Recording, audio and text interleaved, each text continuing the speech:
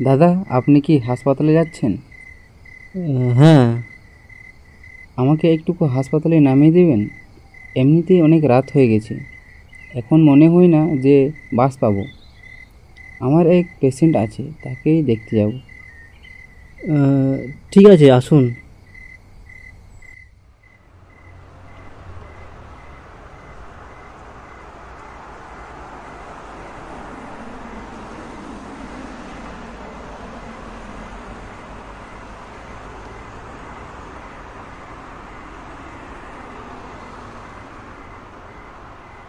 কে আছে হাসপাতালে? আমার এক বন্ধু, হঠাৎ জানতে পারলাম তার অ্যাক্সিডেন্ট হয়েছে। খুব খারাপ অবস্থা, তাই এত রাতে তাড়াহুড়ো করে বেরিয়ে এলাম।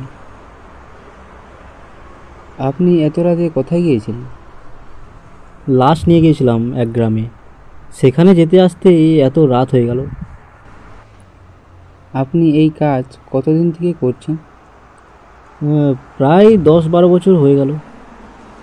এই কাজ করতে আপনার ভয় করে না? ভয়? প্রথম প্রথম করতো, তাই তখন আমরা দুজন যেতাম। তারপর আস্তে আস্তে ঠিক হয়ে গেছে, এখন আর কিছু মনে হয় না। এতদিন ধরে কাজ করেন, কোনোদিন কোনো ভয়ানক ঘটনা ঘটেনি আপনার সাথে? ঘটনা? এসব কাজ করলে জীবনে অনেক ঘটনাই ঘটবে, তবে সব থেকে ভয়ঙ্কর ঘটনা ছিল আজ থেকে প্রায় 10 বছর আগে, যা আমি এখনও ভুলিনি। আমাকে একটুকু বলবেন ঠিক কি হয়েছিল আপনার সাথে? শুনবেন? তাহলে শুনুন। তখন আমি নতুন নতুন ড্রাইভারের কাজে যুক্ত হই। আমার বাড়ি এখান থেকে অনেক দূরে। বাড়ি থেকে কাজ করা সম্ভব ছিল না বলে তখন আমি হাসপাতালের কাছে একটা গ্রামে জমিদারের বাড়িতে ভাড়া করে থাকতাম।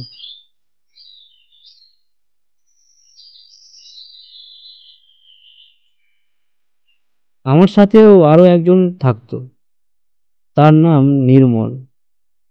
সে পোস্টম্যানের কাজ করতো ওই গ্রামে।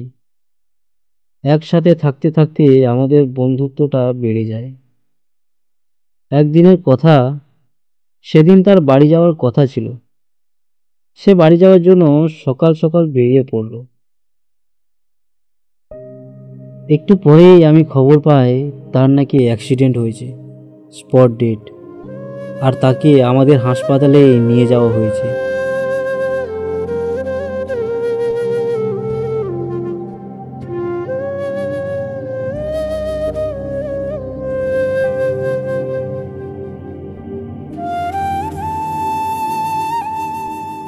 সেখানে গিয়ে আমি তার লাশটা রিলিজ করে অ্যাম্বুলেন্সে তুলি।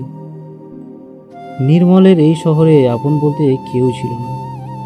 আমি তার বাড়ি চিনতাম, তার সাথে কয়েকবার আমি তার বাড়ি গিয়েছিলাম। তাই হাসপাতাল থেকে দায়িত্বটা আমাকেই দেওয়া হলো, তার লাশটা বাড়ি পৌঁছে দেওয়ার জন্য। পোস্টমর্টম করতে করতে অনেকটাই দেরি হয়ে গিয়েছিল, তাই আমি রাত করেই বেরিয়েছিলাম। রাস্তায় যাওয়ার সময় নির্মলের সাথে কাটানো স্মৃতিগুলো খুব মনে পড়ছিল।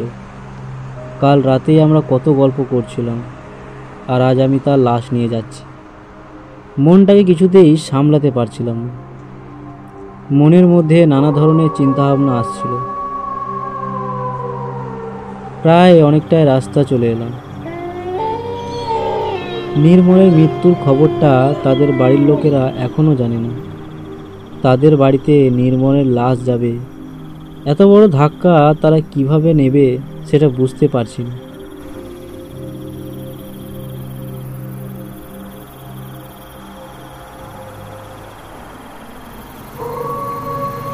এসব ভাবতে ভাবতে হঠাৎ করে আমার গাড়িটা বন্ধ হয়ে যায়।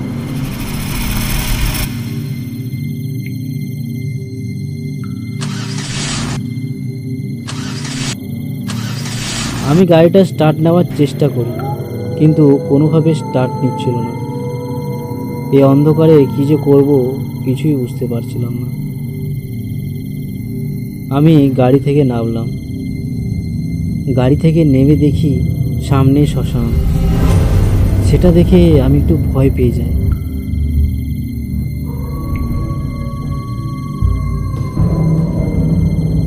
আবার হঠাৎ লক্ষ্য করলাম গাড়ির ভেতর থেকে কেমন যেন একটা আওয়াজ আসছে। শব্দটা এমন মনে হচ্ছে যে কেউ যেন কিছু একটা চিবিয়ে চিবিয়ে খাচ্ছে। আমার ভীষণই ভয় লাগলো। আশেপাশেও কাউকে দেখছি না। তার সত্ত্বেও আমি সাহস নিয়ে অ্যাম্বুলেন্সের দরজাটা খুললাম। ভিতরে যা দেখলাম সেটা দেখে আমি থাকতে পারলাম না। দেখলাম দুটো প্রেত আত্মা, তারা নির্মলের লাশটা চিবিয়ে চিবিয়ে খাচ্ছে। তাদের দেখতে ভীষণ ভয়ঙ্কর, তাদের চোখ দুটো জল জল করছে। আমি সঙ্গে সঙ্গে সেখানেই অজ্ঞান হয়ে পড়ে যাই।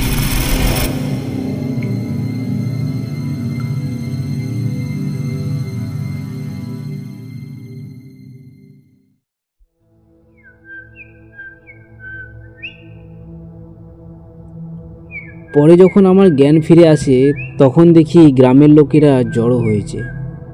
তারা ততক্ষণে নির্মলের লাশটি পোড়ানোর ব্যবস্থা করছিল। নির্মলের লাশটি একদম অক্ষত অবস্থায় হয়েছিল। আগের দিন রাতে আমি যা দেখেছিলাম তার কোনো চিহ্ন মাত্রই নেই।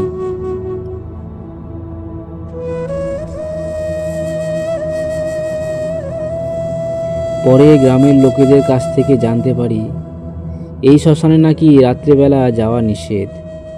এখানে নানা রকম দুর্ঘটনা ঘটতে থাকে।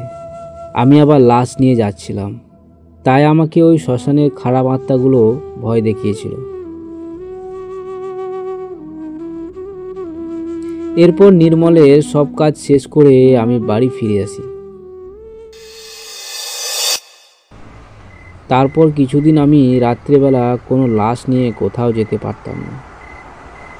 তারপর আস্তে আস্তে সব ঠিক হয়ে গেছে।